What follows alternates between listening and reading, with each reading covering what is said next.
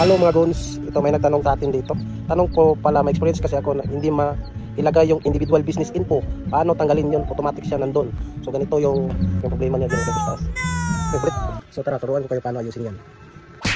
Sundan mo lang yung arrow, i-click mo yung gear sign, scroll ka lang dyan sa baba at hanapin mo yung P out. Then i-click mo lang yan. Tapos yung gear sign ulit. So kung mapapansin mo, naka-non-profit yan. Yan yung problema ni madam. Screenshot mo lang tapos click update. Tapos click contact payout support.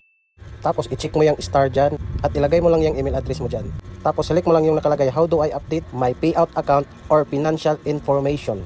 Tapos click mo lang yung choose file. Tapos upload mo yung na-screenshot mo kanina. Tapos dyan sa message, pwede mo yung i-copya yung sinulat ko dyan o pwede ka rin gumawa ng sayo. Tapos send. Tapos pag may na-receive ka ng notification na ganito, pwede mo yan i-click or pumunta ka sa support inbox at sundan mo lang yung arrow. At tignan mo lang yung inbox mo dyan kung may mga message kang natatanggap. At pag may nakita kang ganitong mensahe or unique link na tinatawag nila, kopyahin mo lang yung link na binigay nila at i-paste mo sa browser. Pero madalas nagbabag yan sa mga mobile. Dapat PC or laptop yung gamitin mo para mas madali. Pagka-paste mo yan doon, may lalabas na ganito. Tapos click mo lang yung create new payment account. At yun, tapos na yung problema mo.